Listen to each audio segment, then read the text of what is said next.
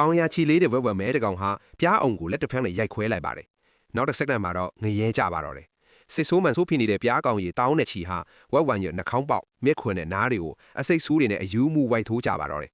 ဝက်ဝမ်မဲဟာနာကျင်လွတ်လွတ်မြေကြီးပေါ်မှာလူးလိမ့်ပြီးအော်ဟစ်နေရပါတယ်ဒါပေမဲ့သူ့လက်ကတော့ပျက်စီးသွားတဲ့ပြားအောင်ကိုမြဲမြဲဆုပ်ကိုင်းထားတော့မယ်ပြားတုတ်ခိုင်ရင်းနဲ့ပဲပြားအောင်ကိုဗဇက်ထဲအတင်းထည့်ပြီးအငန်းမရစားနေပါတယ်သူကအယူးမို့လို့လားမဟုတ်ပါဘူးသူ့ရဲ့အတွက်ချက်မှုကဘသူထမဆိုပိုမိုတိကြပါတယ်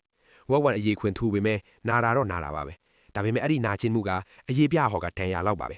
တကယ်လို့ဒီလိုအားရင်ပြဝတဲ့ပြားလီကိုမစားရဘူးဆိုရင်သူဟာရှေလျားလာတဲ့စောင်းရာဒီကိုဖျက်ကျော်နိုင်မှာမဟုတ်ပါဘူးအဲ့ဒါကမှတကယ်အသက်အန္တရာယ်ပါဒါဟာတာမာသူဒီရဲ့ရှင်သန်ခြင်းနီးရမှာပါပဲဒီနေ့ခေတ်လူအတော်များများကိုပြန်ကြည့်ရင်ဟောဒီပု္ပ္ပစာကပြောင်းပြန်ဖြစ်နေပါတယ်အထက်လူကြီးကတခွန်းစုလိုက်ုံနဲ့3ရက်လောက်စိတ်မကောင်းဖြစ်ပြီးထမင်းအောင်မစားနိုင်တော့ဘူးကစတမာကတစ်ခါလောက်ညင်းလိုက်တာနဲ့ကိုယ်တိတ်ထားတွေကြာသွားပြီလို့ခန်းစားရပြီးအလုတ်တောင်ပြောင်းကျင်စိတ်ပေါက်သွားတတ်ကြတယ်ဆိုရှယ်မီဒီယာပေါ်မှာဝေဖန်ခံကြတာနဲ့ဒေါ်ထားထွက်ပြီးလက်တွေတုံအဲ့ရတဲ့မှာမိုးလေးနဲ့အထိငိုနေတတ်ကြတယ်ခမားရဲ့အရေးခွင်ကတိတ်ပါလို့နေတာပါအားကြီးသူကအားနေသူကိုဝါမျိုးတွေဒီတောအုပ်ထဲမှာစိတ်ခံစားလွယ်လွန်းသူတွေဟာအရင်ဆုံးဖယ်ရှားခံရစမြဲပါပဲဖမ်းသားလို့စိတ်နှလုံးရှိနေတာဟာကိုဖေးဖေးချင်းတတ်သိနေတာနဲ့တူတူပါပဲအချိုမြင့်ဆုံးပြားရည်ကိုစားခြင်းနေဆိုရင်တော့ခမားရဲ့အရေးခွင်ကိုအထူကြီးထိအောင်အရင်လေ့ကျင့်ရပါမယ်ခမားရဲ့တန်ဖိုးနဲ့မာနတွေကိုခောက်ထားလိုက်ပါအသက်ဟန်ဒီမရှိတဲ့နာကျင်မှုတွေကိုဂယုမဆိုင်တော့တဲ့အခါမှတော့ခမားရဲ့လက်ထဲမှာဒီကဘာကြီးရဲ့အကောင်းဆုံးအခွင့်အရေးတွေကိုစုပ်ကိုင်နိုင်မှာဖြစ်ပါတယ်